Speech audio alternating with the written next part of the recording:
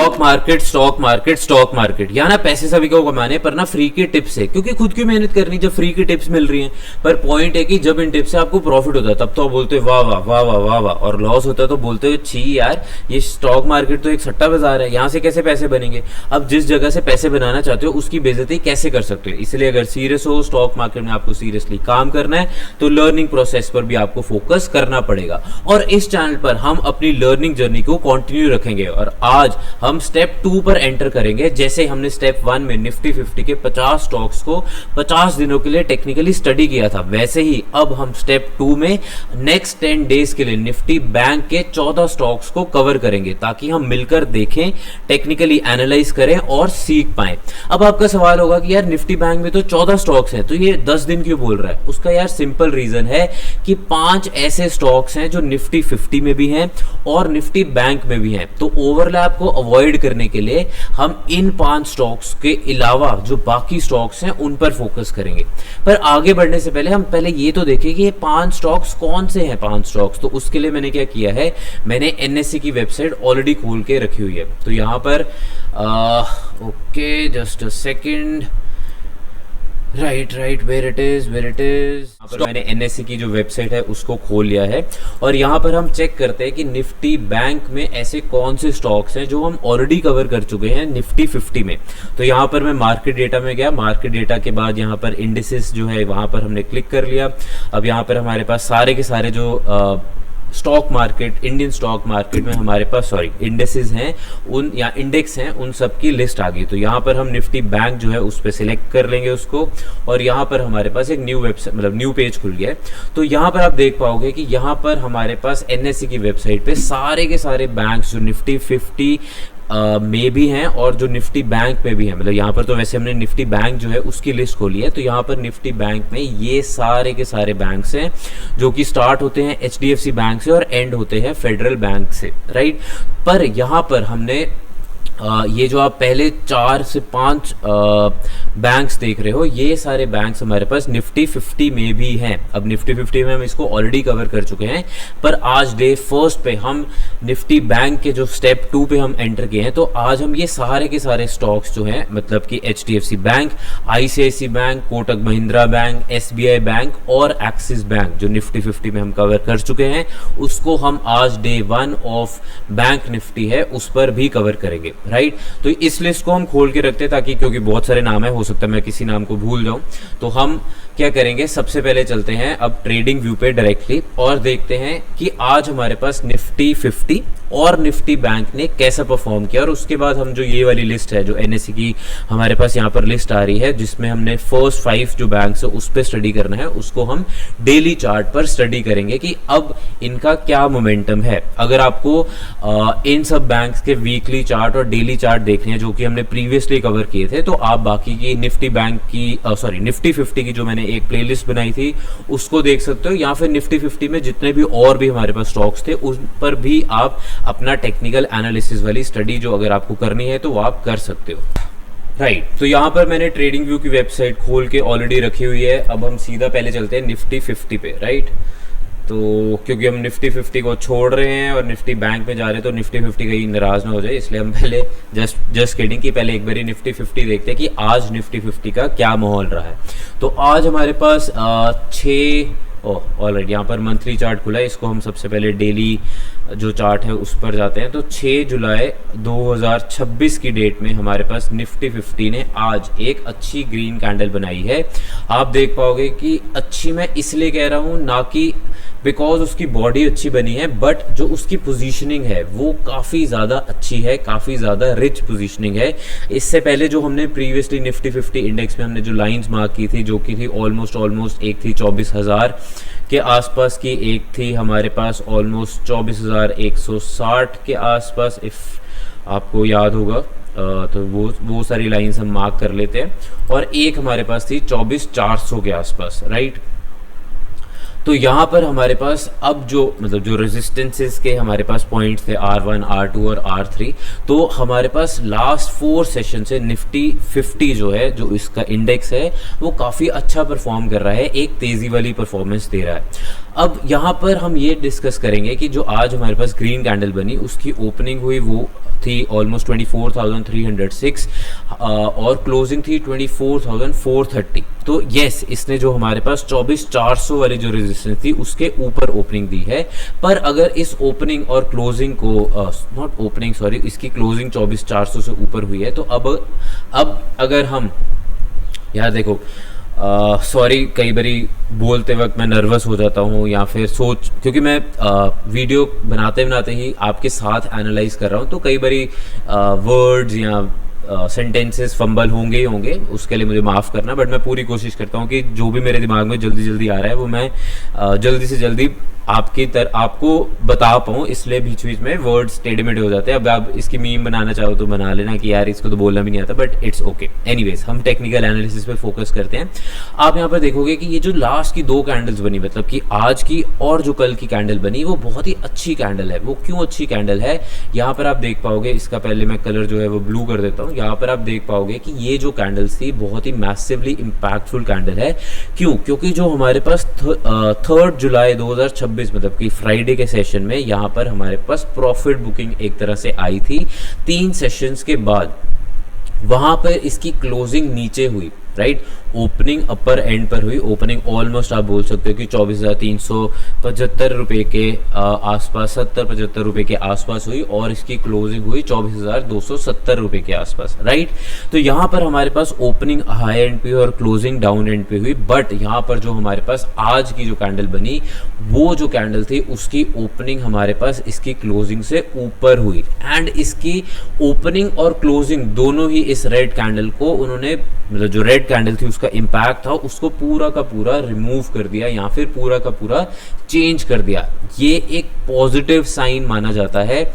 Ideally तो ये एक पॉजिटिव साइन माना जाता है कि यहाँ पर हमारे पास अब ट्रेंड में रिवर्सल आने के चांसेस हैं, राइट। बट अब हम देखते हैं कि ऑब्वियसली पॉजिटिविटी आ गई है हमारे पास निफ्टी 50 में, पर अब इसका नेक्स्ट लेवल क्या हो सकता है। तो यहाँ पर अगर हम ग्राफ को थोड़ा सा छोटा करें तो नेक्स्ट लेवल ज़्यादा दूर नहीं है। आप इसको मत मानो, ये जो 22 अप्रैल 2026 के जो क्लोजिंग थी, जो कि थी ऑलमोस्ट 24,570 रुपए के आसपास, इसको हम नहीं मानेंगे। हम थोड़ा सा और ऊपर जाएंगे just to have a better sense या फिर better clarity of the resistance. तो अब जो हमारे पास अगला लेवल हो सकता है वो क्लोज टू 24,750 24,800 के आसपास का एक स्ट्रॉन्ग रेजिस्टेंस जोन दिख रहा है हमें डेली चार्ट पर, राइट। तो ये था हमारे पास निफ्टी 50। आज हम निफ्टी 50 इंडेक्स को यहीं पे छोड़ेंगे। हमारा स्टेप 1 जो था वो वैसे तो कल ही खत्म हो गया था, पर हम आज स्टेप 2 पे निफ्टी 50 और निफ्टी बैंक के ऐसे स्टॉक्स को कवर कर रहे हैं। इसलिए निफ्टी 50 को भी कवर करने की काफ़ी ज़्यादा ज़रूरत थी, ताकि हमें पता लगे कि कहीं ना कहीं ये जो आज हम 5 स्टॉक्स, जो बैंकिंग के 5 स्टॉक्स हम डिस्कस करेंगे, उनका कहीं ना कहीं इम्पैक्ट हमारे पास निफ्टी 50 के इंडेक्स पर भी पड़ता है। तो उनकी परफॉर्मेंस कैसे गई। तो आज हम निफ्टी 50 को अलविदा करते हैं और अब हम सीधा चलते हैं निफ्टी बैंक पे, राइट। निफ्टी बैंक मैं यहाँ पर टाइप कर रहा हूँ, यहाँ पर हमारे पास इंडेक्स आ गया है और आज इसका हमने डेली चार्ट अगर हम खोलें। अच्छा, एक बात निफ्टी बैंक को स्टार्ट करने से पहले मैं आपको ये बताना चाहूंगा कि जो निफ्टी बैंक है उसकी वोलेटिलिटी निफ्टी 50 से काफ़ी ज़्यादा है।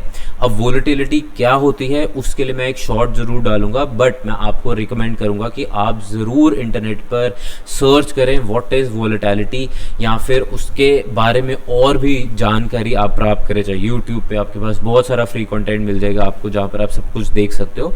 तो अगर आपको पता लगे कि what is volatility in particular stock या फिर निफ्टी 50 के इंडेक्स या फिर बैंक निफ्टी का इंडेक्स या कोई भी और इंडेक्स, उसका क्या इंपैक्ट होता है, तो आप ज़रूर कमेंट सेक्शन में बताओ। इसके अलावा मैं आपको फिर से ये बोलना चाहूँगा कि अगर आपको कैंडल्स और चार्ट्स थोड़े कंफ्यूजिंग लग रहे हैं तो कोई बात नहीं, इंटरनेट पे बहुत सारा फ्री कंटेंट है जहाँ पर आप फ्री में candles, basic technical charts etcetera बहुत कुछ सीख सकते हो। दो थोड़ा सा स्कैटर्ड है तो मेहनत तो आपको करनी पड़ेगी। फिर भी अगर आपको स्टॉक मार्केट को स्ट्रक्चर्ड वे में सीखना है या फिर मार्केट के आप रेगुलर अपडेट सीखना चाहते हो तो नीचे डिस्क्रिप्शन में मैंने अपने टेलीग्राम चैनल और टेलीग्राम के चैट का लिंक डाल दिया है, जहां पर मैं रेगुलर बेसिस पे स्टॉक मार्केट से रिलेटेड अपडेट्स, एजुकेशनल कंटेंट और क्वेरीज लेता हूं। तो आप मुझसे वहां भी कनेक्ट कर सकते हो, राइट। अब कमिंग बैक टू हमारा जो निफ्टी बैंक है, अब हमने डिस्कस कर लिया कि इसकी वोलेटिलिटी काफ़ी हाई है, पर अगर आज का जो हमारे पास, सिर्फ आज का हम ग्राफ देखें तो यहाँ पर आज हमारे पास एक डिसेंट सी ग्रीन कैंडल बनी है जिसकी ओपनिंग हुई 57,983.90 और क्लोजिंग हुई 58,291.50, मतलब कि आज के दिन में इसने 353 यूनिट्स या फिर 0.61% का हमें एक पॉजिटिव रिटर्न दिया है। पर इस पॉजिटिव रिटर्न को अगर हम थोड़ा सा साइडलाइन करें, राइट, देखो, अच्छा, हमारा काम जब हम टेक्निकल एनालिसिस करते हैं तब हम परसेंटेज या फिर जो यूनिट्स है उस पे तो फोकस करते ही हैं, पर कैंडल क्या कहना चाहती है उस पे हम ज़्यादा फोकस करते हैं। क्यों? क्योंकि आज अगर ये कैंडल बन गई है तो हम एनालिसिस क्यों करते हैं? एनालिसिस इसलिए करते हैं कि मूविंग फॉरवर्ड या फिर जो करंट सिनेरियो है उसमें ग्राफ या कैंडल्स कहना क्या चाहती हैं। प्लस माइनस तो रोज चलता ही रहेगा, पर ओवरऑल पिक्चर क्या है उसके लिए हम कैंडल्स पर फोकस करते हैं, ना कि ज़्यादा फोकस परसेंटेज या फिर यूनिट्स पे फोकस करते हैं, राइट। इसलिए यहाँ पर मैं बोलना चाहूँगा कि ये जो हमारे पास कैंडल्स का स्ट्रक्चर बन रहा है वो थोड़ा सा अजीब स्ट्रक्चर बन रहा है। अजीब इसलिए क्योंकि आप देख पाओगे कि यहाँ पर हमारे पास अगर हम अपर एंड लें तो यहाँ पर हमारे पास एक रेजिस्टेंस टाइप का जोन बन रहा है 58,597 या फिर 58,600 के आसपास का एक ऐसा लेवल बन रहा है जहां पर अभी के लिए डेली चार्ट पर 25 जून और कह सकते हैं कि आज भी हमारे पास इसी जोन के आसपास एक रेजिस्टेंस आई है, या यहाँ से सेलर्स आए हैं जिन्होंने वापस से जो रेट है या जो प्राइस है उसको नीचे लाने की कोशिश की है।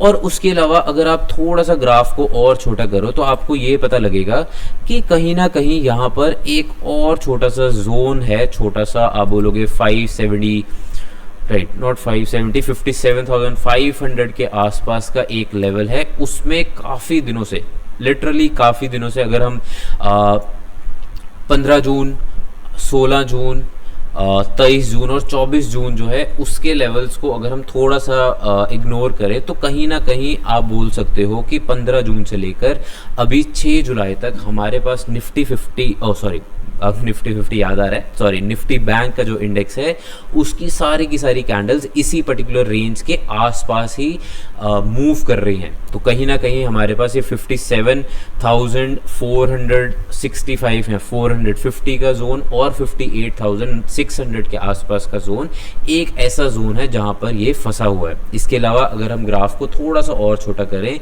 तो इसकी रेलेवेंस और ज़्यादा बढ़ जाती है। वो ऐसे बढ़ जाती है कि ये जो नीचे वाला जोन है 57,465, ये कहीं ना कहीं पहले एक बारी इसने 21 अप्रैल के आसपास इस पर्टिकुलर जोन में एक रेजिस्टेंस का काम किया था। इसके अलावा ये जो रेजिस्टेंस जोन हमने मार्क किया यहाँ, या फिर ये जो जोन मार्क किया है, ये कहीं ना कहीं हमारे पास जो 9 मार्च को एक गैप डाउन हुआ था या फिर उसके बाद 10 मार्च को एक गैप अप, मतलब 9 मार्च को गैप डाउन हुआ, 10 मार्च को एक गैप अप हुआ, तो वहां भी इसने एक रेजिस्टेंस का काम किया था।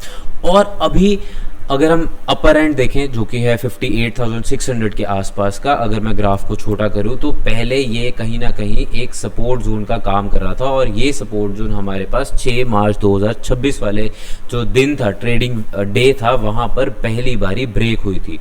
और अगर हम थोड़ा सा और पीछे जाएं ऑलमोस्ट 2025 के आसपास, तो आप यहाँ पर देख पाओगे, यहाँ पर मैं मार्क कर देता हूँ कि यहाँ पर हमारे पास इस पर्टिकुलर क्या कहते हैं जोन में, मतलब कि अक्टूबर, नवंबर और दिसंबर वाला जो जोन था, वहां पर पहले भी निफ्टी बैंक इस पर्टिकुलर जोन में फंसा है। तो आपको जो भी एनालिसिस करना है उसमें आपको ये जो 2 लेवल्स हैं इनको जरूर दिमाग में लेकर चलना है, मतलब चलना चाहिए। अब आप चलना चाहते हो या नहीं वो तो आपकी खुद की राय है, क्योंकि यहाँ पर कोई भी इस चैनल पे बाय या सेल की रिकमेंडेशन या फिर फ्यूचर प्रिडिक्शन नहीं की जाती। हम करंट स्टेज ऑफ जो चार्ट है उसके बारे में ही बात करते हैं। तो अगर आपको कुछ भी टाइप की ट्रेडिंग करनी है, बाय या सेल या कुछ भी और, तो आप अपने फाइनेंशियल एडवाइजर से पूछ कर ही करें, राइट, या फिर खुद के टेक्निकल एनालिसिस से, राइट। तो ये था हमारे पास निफ्टी 50 और निफ्टी बैंक का आज का डेली चार्ट। अब हम सीधा चलते हैं अपने वो 5 निफ्टी बैंक के स्टॉक्स जो कि निफ्टी 50 में भी हैं और निफ्टी बैंक में भी उनकी काफी अच्छी वेटेज है, राइट। सो अगर हम एनएससी की वेबसाइट पे जाएं तो सबसे पहला बैंक है HDFC बैंक। HDFC बैंक एक प्राइवेट बैंक है, एक इंडिया का one of the largest, not one of the largest but it is the largest private bank in India. तो ऑब्वियसली जैसे हमने प्रीवियसली भी डिस्कस किया था, बैंक बहुत अच्छा परफॉर्म कर रहा है, एटसेट्रा एटसेट्रा एटसेट्रा। तो आज हमारे पास डेली, देखो अब हम डेली चार्ट पे ही कवर करेंगे, अदरवाइज वीडियो बहुत ज़्यादा लंबी हो जाएगी। हमारे पास 5 स्टॉक्स थे, 2 इंडेक्स थे, तो वीडियो इतनी लंबी हो जाएगी कि फिर बोरिंग लगने लगेगा। इसलिए हम आज ये जो जितने भी 5 बैंक्स हैं इनके डेली चार्ट को ही स्टडी करेंगे और देखेंगे कि ओवरऑल कैसा क्या ट्रेंड चल रहा है ऑन डेली चार्ट। तो HDFC बैंक ने आज बहुत ही एक शानदार मूव दिया है, इतना शानदार कि इसने 3.60% का हमें एक पॉजिटिव रिटर्न दिया और ग्रीन कैंडल, बाकी आप पीछे जितनी मर्जी कैंडल्स देख लो डेली चार्ट पर, आज बहुत ही अच्छी कैंडल बनी है। It means it has very good strength on the daily chart candle, जो कि ओपन हुई 805 पे, हाई गया 831.50, लो गया 805, क्लोजिंग हुई 829.85 पे, प्लस 28.8 यूनिट्स का इसने हमें पॉजिटिव रिटर्न दिया, या फिर 3.6% का पॉजिटिव रिटर्न दिया। अब आप देखोगे कि डेली चार्ट पर इसने कहीं ना कहीं एक पूरा का पूरा पुश दिया है पूरे स्टॉक को। इसने एक रेजिस्टेंस, जो एक बहुत ही स्ट्रॉन्ग रेजिस्टेंस लेवल थी 817 या 815 के आसपास के लेवल की, या 818 के आसपास के लेवल की, एक जो हमारे पास स्ट्रॉन्ग रेजिस्टेंस थी, उसको इसने आज काफ़ी दिनों बाद ब्रेक किया है। क्योंकि ये जो सपोर्ट जोन थी, इनिशियली जो सपोर्ट जोन थी वो हमारे पास ब्रेक हुई थी 19 मार्च 2026 को। 19 मार्च 2026 से ये काफ़ी देर तक, मतलब कि ऑलमोस्ट आप बोल सकते हो कि 3 जुलाई तक, मार्च, अप्रैल, मई, जून, जुलाई, ऑलमोस्ट 5 महीने तक ये इस लेवल से नीचे रहा। और आज हमारे पास इसने एक मैसिव, एक स्ट्रेंथफुल ब्रेकआउट दिया है इस पर्टिकुलर सपोर्ट जोन पे, रेजिस्टेंस जोन पे। सपोर्ट जोन पहले थी, अब एक रेजिस्टेंस जोन का काम कर रहा है। और इसके अलावा आप देख पाओगे यहाँ पर इसने एक अच्छा फॉर्मेशन भी दिया है, जो कि ऑलमोस्ट 738 या फिर 740 का जो लेवल था उसके आसपास का इसने हमें एक सपोर्ट जोन लिया। और उसी सपोर्ट जोन से काफ़ी दिनों से ये पर्टिकुलर स्टॉक ऊपर भाग रहा है, और आज हमारे पास एक अच्छा इसमें मोमेंटम आया है। राइट, तो नेक्स्ट स्टॉक जो है HDFC को हमने कवर कर लिया है। नेक्स्ट स्टॉक है हमारे पास ICICI बैंक। ICICI बैंक की जो वेटेज है आप देख पाओगे, निफ्टी बैंक का जो इंडेक्स है उसमें भी, और जो हमारे पास निफ्टी 50 है उसके जो इंडेक्स है उसमें भी हमारे पास ICICI बैंक सेकेंड पोजीशन पे है। विच मीन्स ये एक काफ़ी अच्छा, एक काफ़ी पावरफुल और एक काफ़ी स्ट्रेंथ वाला स्टॉक है। इसने भी आज हमारे पास, मुझे लगता है कि शायद बैंकिंग सेक्टर आज काफ़ी ज़्यादा चला है। ऑब्वियसली हमारे पास चाहे निफ्टी बैंक में एक छोटी सी नॉर्मल सी ग्रीन कैंडल बनी थी, बट हमारे पास एटलीस्ट HDFC बैंक और ICICI बैंक में अच्छी ग्रीन कैंडल्स बनी है।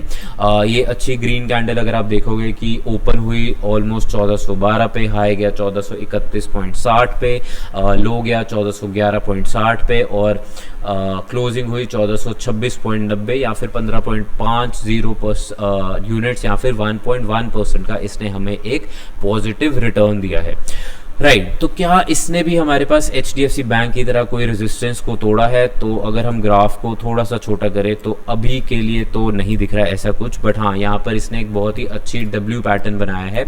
और आप देखोगे कि एक वाइडर W पैटर्न भी बनाया है और एक छोटा W पैटर्न भी बनाया है। राइट, अब आप बोलोगे कैसे, तो अब हम इसको मार्क करते हैं। यहाँ पर अगर हम देखें, ऐसे करते हैं, जो नॉर्मल ड्राइंग होती है ना उस पे जाते हैं, इसको रिमूव कर देते हैं। राइट, तो यहाँ पर आप देख पाओगे कि एक W पैटर्न हमारे पास यहाँ बना। राइट, ये एक काफ़ी अच्छा एक W पैटर्न बना है। ऐसा W पैटर्न देखने को तो मिलता है बट काफ़ी ज़्यादा रेयर मिलता है। राइट, एक इसने W पैटर्न और अच्छा बनाया। अगर मैं इसी वाले को, इसकी ओपेसिटी थोड़ी सी कम कर देते हैं ताकि हम जो दूसरा वाला W पैटर्न में डिस्कस करना चाहता हूँ उसको अगर हम देख पाएँ। राइट, तो यहाँ पर हमारे पास दूसरा इसने W बनाया है ऑलमोस्ट यहाँ से। ये देखो आप, मैं इसका जो वो है उसको सही कर देता हूँ, इसका कलर रेड कर देते हैं एंड इसकी ओपेसिटी टोटल यहाँ कर देते हैं। राइट, तो ये आप देख पाओगे कि जो दूसरा W है वो हमारे पास यहाँ पर इसने बनाने की कोशिश की है।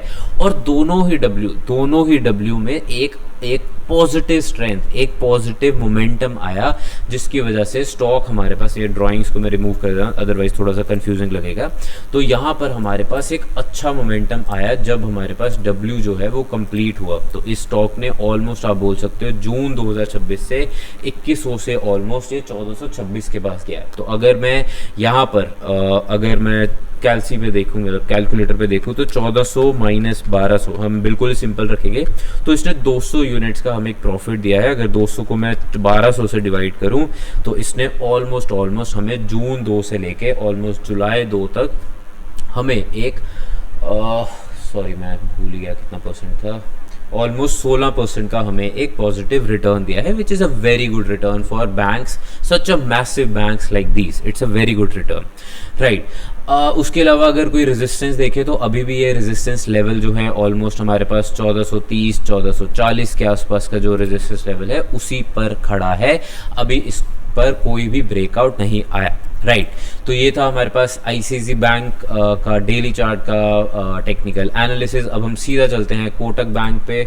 कोटक बैंक भी एक अच्छा खासा प्राइवेट बैंक है, एक अच्छा परफॉर्मेंस वाला बैंक है, बट राइट ये देखो आप यहाँ पर लाइंस देख सकते हो, इट मीन्स कि हमने प्रीवियसली भी इसको कवर किया था, शायद मैंने बिना लाइंस के ही मूव फॉरवर्ड कर दिया, तो अभी भी लाइंस यहीं पर हैं। बट आज हमारे पास कोटक बैंक ने काफ़ी पिटाई खाई है, सीरियसली काफ़ी ज़्यादा पिटाई हुई है इस पर्टिकुलर स्टॉक की। आप देख पाओगे एक तो गैप डाउन ओपनिंग हुई, राइट, उस गैप डाउन ओपनिंग के बाद इतनी गंदी रेड कैंडल बनी है जिसकी ओपनिंग 389.75 पे हुई, हाई भी इसका 389.75 गया, लो गया 380.70, क्लोजिंग हुई 381.30, कुछ खास डिफरेंस नहीं है, मतलब कि -15.45 या फिर -3.89 का इसने नेगेटिव रिटर्न दिया है, which is a massive negative return, right. आप ग्राफ पर ही देख पाओगे कि जितनी भी मेहनत यहाँ पर स्टॉक ने ऑलमोस्ट जून स्टार्टिंग से लेकर ऑलमोस्ट मिड ऑफ जून तक की थी, वो सारी की सारी मेहनत एक ही दिन में इस पूरे स्टॉक ने जीरो आउट कर दी। इट मीन्स यहाँ पर कहीं ना कहीं इस पर्टिकुलर स्टॉक में अभी भी एक नेगेटिव ट्रेंड चल रहा है। इस नेगेटिव ट्रेंड के साथ आपको ये ज़रूर देखना पड़ेगा कि यहाँ पर आप देखोगे कि 395 के आसपास, इट मीन्स यहाँ पर एक स्ट्रॉन्ग रेजिस्टेंस है। क्यों? क्योंकि स्ट्रॉन्ग रेजिस्टेंस अगर मैं ये वाली लाइन रिमूव कर दूँ जो ऊपर जाने वाली, तो आप देखोगे कि यहाँ से स्टॉक ऊपर गया, इसने कुछ दिन ऑलमोस्ट 12 जून 2026 से लेकर ऑलमोस्ट 3 जुलाई 2026, मतलब कि ऑलमोस्ट 12 से 15 से 16 दिन के आसपास इसने ऊपर ट्रेड किया, बट वो ट्रेड या वो एक जोन जो था वो इसका एक परफेक्ट जोन नहीं था और वहां से स्टॉक हमारे पास नीचे आ गया, एंड वो भी एक स्ट्रॉन्ग गैप डाउन के बाद। यार आप देखो कल की क्लोजिंग थी ऑलमोस्ट 396 और आज की 389 थी। आप बोलोगे कि कोई बात नहीं, 7 पॉइंट्स के डिफरेंस है, बट बैंक्स के लिए, नॉट जस्ट बैंक्स के लिए, बट आप अगर ग्राफ पर देखोगे तो ये मैसिव गैप दिख रहा है, इसको फिल करने में बहुत टाइम लगेगा, बहुत ज़्यादा टाइम लगेगा एक पर्टिकुलर स्टॉक को, not just Kotak Mahindra bank, but कोई भी अगर हमारे पास बैंक हो, कोई भी स्टॉक हो, तो यहाँ पर गैप बहुत बड़ा दिख रहा है। यहाँ पर पूरी की पूरी एक कैंडल बन सकती थी यार, इसलिए यहाँ पर आपको ये देखना पड़ेगा कि यहाँ पर गैप डाउन बहुत ही ज़्यादा स्ट्रॉन्ग हुआ है। इसका मतलब है कि जो 390 वाला जोन है वो यहाँ पर एक स्ट्रॉन्ग रेजिस्टेंस जोन का काम कर रहा है। अब हमें ये देखना पड़ेगा कि यहाँ पर ये जो 375 370 के आसपास का जो लेवल है, जहां से सपोर्ट ले रहा था स्टॉक काफी दिनों से, आप देखोगे मैसिवली कंसोलिडेट कर रहा था इस पर्टिकुलर जोन में। ऑलमोस्ट हमारे पास अप्रैल मंथ से लेकर क्लोज टू जून मंथ तक, अप्रैल मई जून 3 महीने तक इस पर्टिकुलर जोन में कंसोलिडेट कर रहा था, और जितनी बारी भी 370 का जो लेवल आ रहा था वहां पर आ रहा था, वहां से ये स्टॉक वापस ऊपर जा रहा था। तो अब ये देखना पड़ेगा कि 392 तो एक स्ट्रॉन्ग रेजिस्टेंस जोन है, पर क्या 372 हमारे पास एक स्ट्रॉन्ग सपोर्ट का काम करेगा? क्या यहाँ से वापस रिट्रेसमेंट आएगी या नहीं आएगी, वो तो अब फ्यूचर में ही पता लगेगा। अब हम अपने चलते हैं फोर्थ स्टॉक पे, जो कि है एसबीआई बैंक।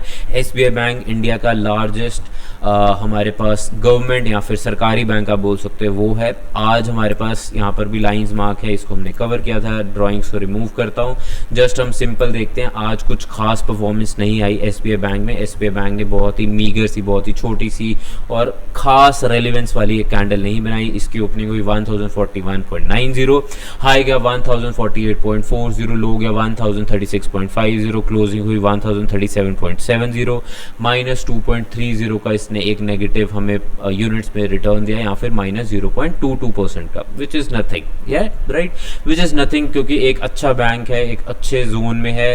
मतलब प्रीवियसली तो एक अच्छे जोन में था, एक पॉजिटिविटी ट्रेंड में था, बट यहाँ पर -0.22% कुछ खास रिटर्न नहीं दे रहा है। या फिर यहाँ पर इसने हमें एक कुछ खास ऐसे पॉजिटिविटी नहीं दिखाई। बट येस, इसका जो अपर फ्लिक है, अपर फ्लिक ने एक बात तो बहुत ही ज़्यादा अच्छे से हमें बता दी है कि मैं एज एन एसबीआई बोल रहा है कि मैं 1050 वाला जो जोन है उसको अभी नहीं तोड़ पा रहा। ये एक मेरे लिए रेजिस्टेंस जोन है, काफ़ी अच्छी रेजिस्टेंस जोन है।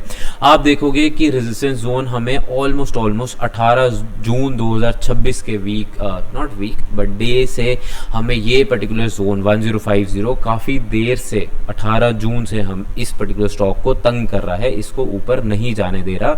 और इसने काफ़ी बारी ट्राई किया, एक बारी 25 जून को, एक बारी 1 जुलाई को, फिर 2 जुलाई को, फिर 3 जुलाई को, बट इवन इनफैक्ट आज 6 जुलाई को भी इसका जो अपर फ्लिक है वो इसी जोन से गया है, बट ये स्टॉक ऊपर नहीं जा पा रहा। और अगर मैं ग्राफ को थोड़ा सा और छोटा करूं तो आपको ये पता लगेगा कि ये कहीं ना कहीं एक ऐसा जोन था जिसको कहीं ना कहीं स्टॉक ने पहले सपोर्ट जोन लेकर इसको ऊपर गया, फिर उसके बाद वहां पर 8 मई 2026 को ये सपोर्ट जोन को मैसिवली 6.66% के मैसिव नेगेटिव रिटर्न के साथ ब्रेक किया।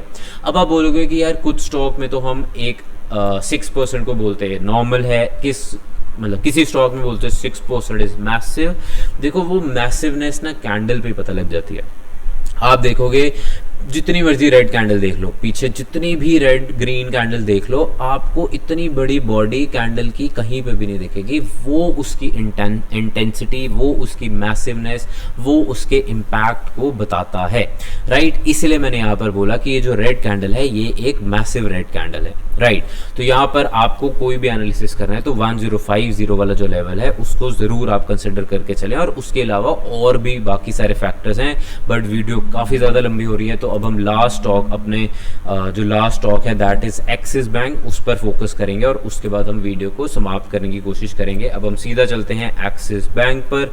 एक्सिस बैंक भी एक अच्छा, हमारे पास एक प्राइवेट बैंक है और आज इसने भी हमारे पास एक अच्छा, अगर आप देखोगे कि अच्छा रिटर्न नहीं दिया। इसने एक हमारे पास रेड कैंडल बनाई जिसकी ओपनिंग हुई 1355.70, हाई गया 1371, लो गया 1335.50, क्लोजिंग हुई 1339.60 और -2.5 या फिर -0.19% का इसने हमें एक नेगेटिव रिटर्न दिया है। बट इस नेगेटिव रिटर्न के साथ आपको एक बात ज़्यादा ज़रूर देखनी चाहिए। नेगेटिव रिटर्न को हम थोड़ा सा ऑपोजिट एंगल पे रखते हैं, मतलब कि थोड़ा सा इग्नोर करते हैं, बट आपको यहाँ पर ये देखना पड़ेगा कि यहाँ पर जो हमारे पास कैंडल की जो अपर फ्लिक थी उसने ये बताया है कि यहाँ पर कहीं ना कहीं 1370 के आसपास या 1375, 1380 इसके आसपास डेली चार्ट पर हमें एक रेजिस्टेंस मिल रही है।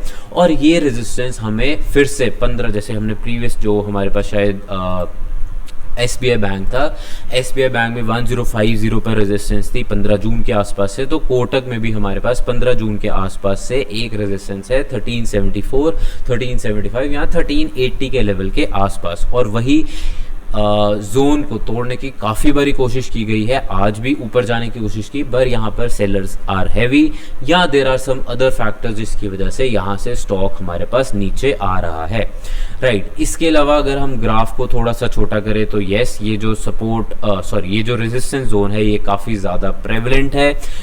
ये प्रीवियसली आपको 2026 के स्टार्ट में ही काफ़ी बारी इसने एक बारी अब कह सकते हो कि फेब के मंथ में इसने रेजिस्टेंस दी, फिर उसके बाद अप्रैल के मंथ में रेजिस्टेंस दी, और अब ये हमारे पास जून के महीने में रेजिस्टेंस फेस कर रहा है, या जुलाई स्टार्टिंग के महीने में ये हमारे पास एक रेजिस्टेंस फेस कर रहा है। तो इसको हमें कंसिडर करके चलना पड़ेगा, क्योंकि इसका भी इम्पैक्ट काफ़ी ज़्यादा है इस पर्टिकुलर स्टॉक पे।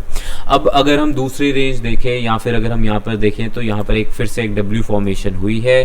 आप देख पाओगे डब्ल्यू फॉर्मेशन कि जो बिल्कुल एज था, जहाँ पर ऊपर था, वहीं पर इसने हमें एक रेजिस्टेंस मार्क दी है, एंड यहाँ पर गैप अप और गैप डाउन काफ़ी ज़्यादा हैं, जिसकी वजह से स्टॉक में अब्रप्टनेस आने के ज़्यादा चांसेस प्रीवियसली दिखे हमें, और वो दिखे भी, मतलब प्रीवियसली तो हमें दिख ही रहे थे कि अब्रप्टनेस है, काफ़ी ज़्यादा गैप अप गैप डाउन है। ट्रेडिंग के आपको जो ऑप्शंस हैं या फिर ट्रेडिंग की अपॉर्चुनिटीज़ कम हो जाती है जब बहुत ही massively gap down gap up हो, और वही सेम ट्रेंड, वही सेम अनसर्टेनिटी हमें यहाँ पर ग्राफ में, ओवरऑल ग्राफ में भी देखने को मिल रही है। राइट इसके अलावा मैं आपको एक बात लास्ट ये बताना चाहूँगा बिफोर वी एंड, वो ये है कि कहीं ना कहीं हमारे पास एक अच्छा खासा जोन बन रहा है, विच इज़ 1300 का जो जोन है, वो कहीं ना कहीं अभी के लिए दिख रहा है कि एक सपोर्ट जोन बन सकता है नहीं, बन सकता है। वो इसलिए क्योंकि यहाँ पर आप देख पाओगे कि एक बारी 8 अप्रैल 2026 को इसने यहाँ से सपोर्ट ली थी, फिर इसको ब्रेकआउट किया, फिर ऊपर आने की कोशिश की, फिर नीचे आया, और फिर वापस से इसने 10 जून को ब्रेकआउट किया और वहाँ से ऊपर जाने की कोशिश की है इस पर्टिकुलर स्टॉक ने। बट उसकी आप बोलोगे कि जो रेजिस्टेंस है, राइट, जो 1374 की जो रेजिस्टेंस है, उसकी रेलेवेंस ज़्यादा है। 1300 अभी लग रहा है कि एक सपोर्ट जोन का काम शायद कर सकती है।